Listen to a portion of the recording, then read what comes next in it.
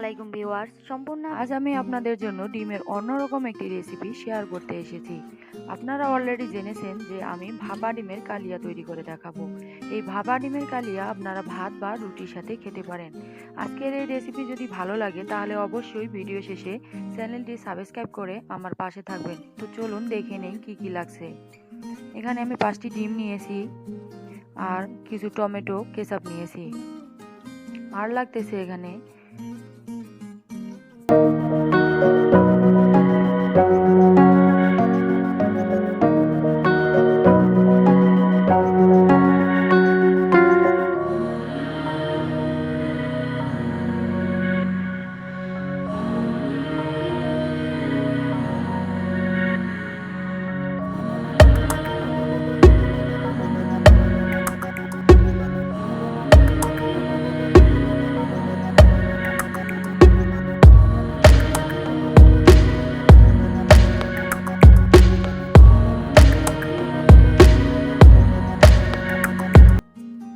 এখানে 5টা ডিমে ভেঙে নিয়েছি। 1 চা চামচ লবণ নিয়ে ভালো করে ফেটিয়ে নেব। ফেটানো হয়ে গেছে। এবার স্টিলের বাটিতে তেল দিয়ে নেব। তেল দিয়ে পুরো স্টিলের বাটিটাতে খুব সুন্দর করে মেখে নেব। ডিমটা সিদ্ধ হওয়ার পর যেন তলে লেগে না যায়। ডিমটা দিয়ে নিয়েছি। এবার এরকম একটা প্যানে পানি গরম বসিয়ে দিয়েছি, তার উপর একটা স্ট্যান্ড দিয়ে ডিমটা সিদ্ধ বসিয়ে দিয়ে দেব। ঢাকনা দিয়ে দেব। এরকম পানি ফুটে উঠলে জালটা একটু মিডিয়াম করে দিতে হবে। সিদ্ধ হয়ে গেছে, আমি নামিয়ে নিয়েছি। এরকম একটা চাকু দিয়ে আমি জিনিসটা আলগা করে নেব। এবার একটা প্লেট দিয়ে উপর করে নামিয়ে নেব। দেখেন কত সুন্দর সিদ্ধ হয়ে গেছে। এবার আমি পিস পিস করে কেটে নেব।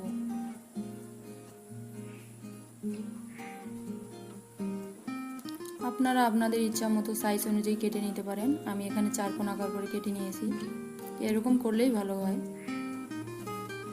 এবার একটুখানি হলুদ গুঁড়ো আর মরিচ গুঁড়ো দিয়ে মেখে নেব।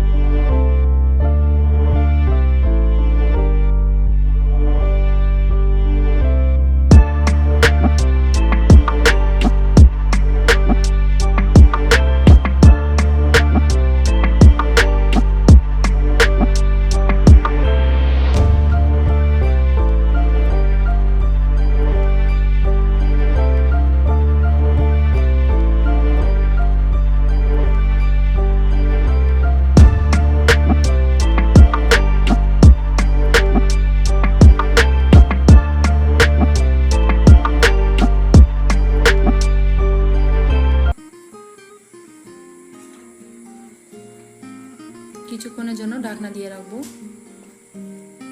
তেল ভেসে উঠলে নেড়ে চেড়ে নামিয়ে নেব। নামিয়ে নেওয়ার কিছুক্ষণ আগে কয়েকটি কাঁচামরিচ দিয়ে দেব, আবার ঢেকে দেব। তেলটা ভেসে গেছে, এবার আমি নামিয়ে নিয়ে পরিবেশন করব। পরিবেশন করে নিয়েছি। দেখেন কত সুন্দর হয়েছে। ঘরে মাছ মাংস না থাকলে এরকম ডিমের একটা মজাদার আইটেম তৈরি করে সবাইকে তাক লাগিয়ে দেওয়া যায়। সো ভিউয়ার্স, যদি এই ভিডিওটি ভালো লেগে থাকে তাহলে আপনারা অবশ্যই চ্যানেলটি সাবস্ক্রাইব করবেন আর লাইক শেয়ার কমেন্ট করে জানাবেন।